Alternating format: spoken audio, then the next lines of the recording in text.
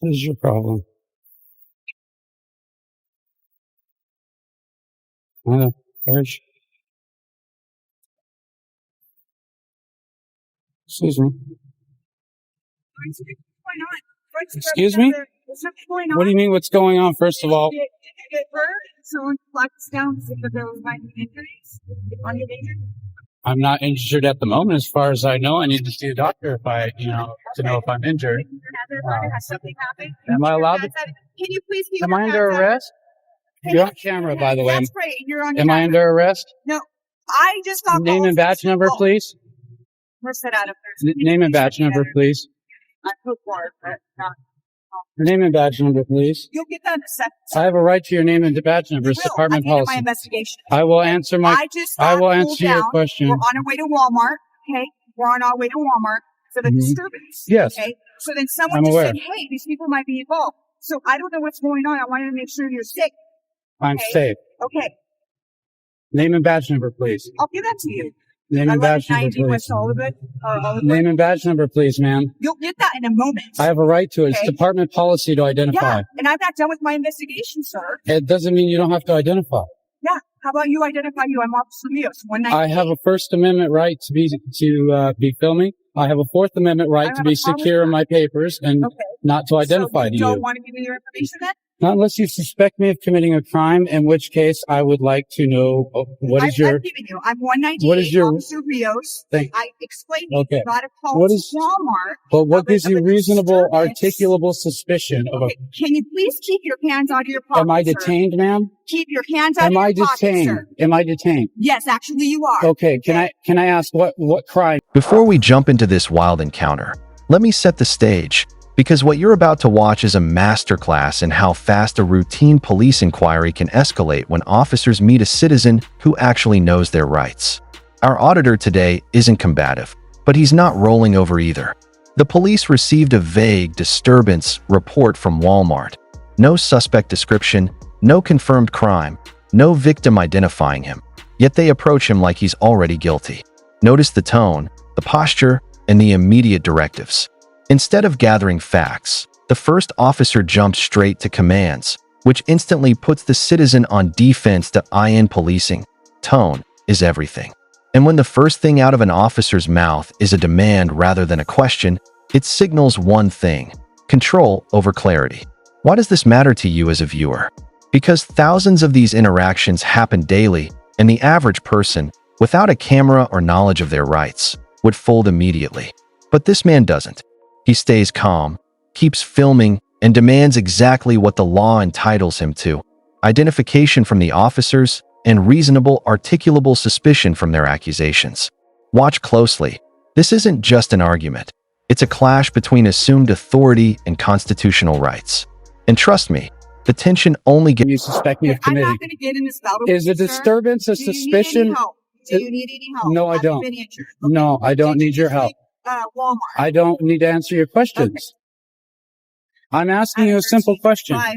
Is a disturbance a felony or a misdemeanor? Depends on what kind, sir. Can you answer my 6 question? William King, Seabright 071. Can you answer my question? Yeah, actually, it can't be because various states. Okay, tell me what state would be a felony. Felony. There's felony and there's misdemeanor. Tell me what state would be felony. We just got a call of a potential incident over there. And was it felony or someone- misdemeanor?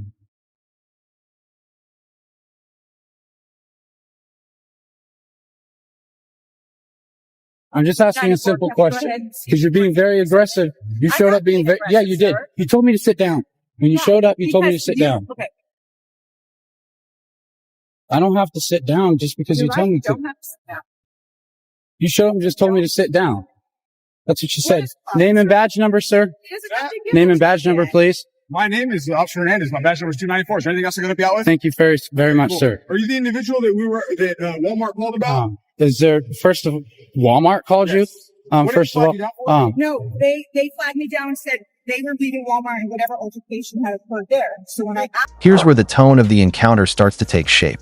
Watch how the officer begins with a loaded assumption. Are you injured? Now, normally that would sound caring, if it wasn't immediately followed by escalating directives. What's strange is that they keep referencing injury despite the man clearly stating he's fine. This is a subtle tactic officers often use to open the door to further questioning or even detainment under the guise of checking welfare. But the citizen doesn't fall for it. Instead, he flips the script by asking the most important question in any police stop: "Am I under arrest?" This is a pivotal moment. The officer doesn't accuse him of a crime, doesn't establish suspicion, and doesn't identify herself, which is required by policy in most departments when asked. Instead, she dodges the question. That's usually a red flag. When an officer avoids simple clarity, it's often because they don't actually have the lawful grounds they're operating on. And the citizen calling this out sets the stage for the back-and-forth power struggle you're about to hear. I needed to make sure. You told me to sit down first, lady. Okay, you're right. And it's officer, sir. Okay. It's also lady. And then I asked you to keep your hands out of your pocket. Okay. Do I not have a right to put them in my pocket? Actually, no, not when we are coming from a call of a potential violent act, sir. Of a potential violent act, that means because you pulled up to me, you have a right to tell me to I can't put my hands in my pocket and I have to sit down on the ground. So standard.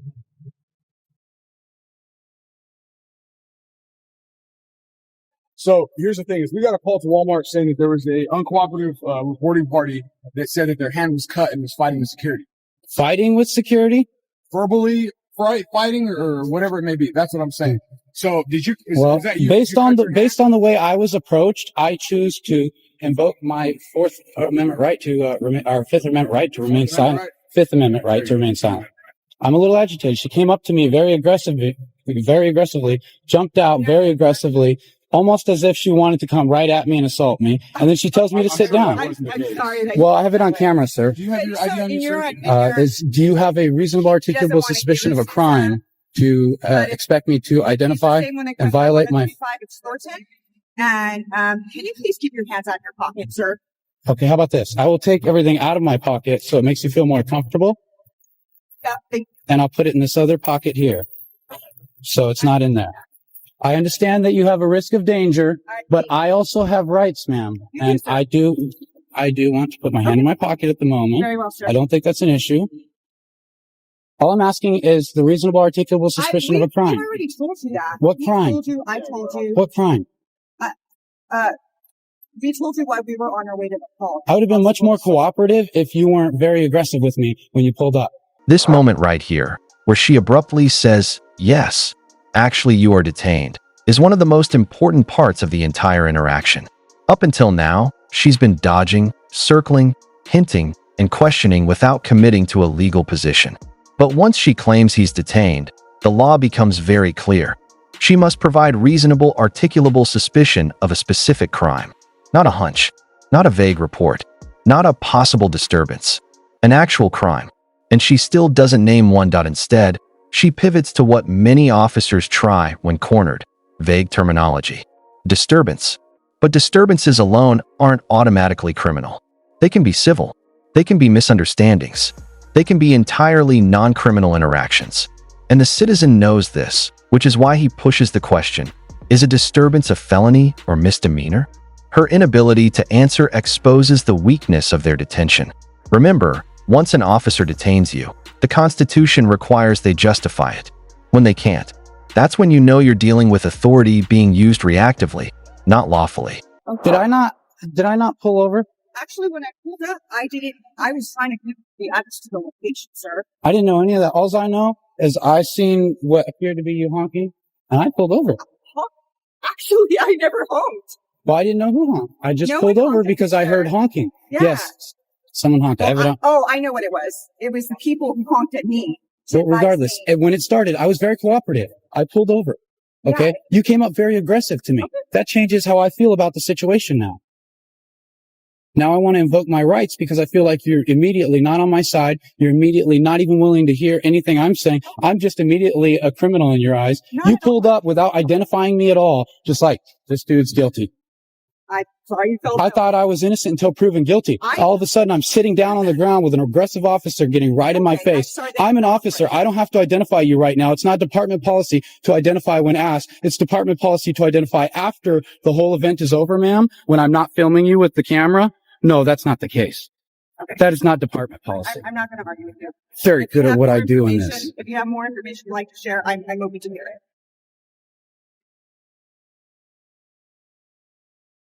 Absolutely not respectful whatsoever of a person's constitutional rights. I have to identify because you don't have reasonable articulable suspicion of a crime. You have to at least tell me what the crime is. What is the crime? I told your wife about the officer, sir. But what is the crime that gives you the right to force me to identify? See, my Fourth Amendment right is Okay, to be I'm done. secure in my Okay, papers. I'm just going to go ahead and stand by. Okay? You're not injured. That's kind of what it came to be. So you don't need medical attention. Actually, you did say you didn't need medical I may or may not. I would need to see a doctor because I'm not qualified to make a decision like that, regardless of the circumstances.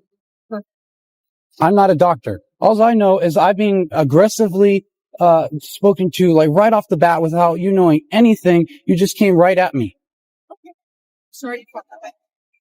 sir. Now the third officer arrives, and this is where the dynamic subtly shifts. Unlike the first officer, he provides his name and badge number immediately. This instantly diffuses some tension because transparency breeds trust. It also demonstrates the inconsistency within departments. One officer follows policy, another argues with a citizen about whether the policy even exists. That inconsistency is often the biggest driver of public frustration. But the bigger question emerges when the officer asks, "Are you the individual Walmart called about?" Notice how the citizen doesn't lie, doesn't dodge. He simply asks for clarity. That's what anyone would do when accused without evidence. And here's the kicker. The officers themselves admit they don't know who they're looking for. They weren't given a description. They weren't given a name. They were flagged down by someone after the alleged incident. So their entire basis for confronting him aggressively is built on assumptions layered on top of hearsay. This is exactly why knowing your rights is vital. Because the moment you start explaining yourself, they interpret your words in the worst possible light. Clip 4. Here's something crucial.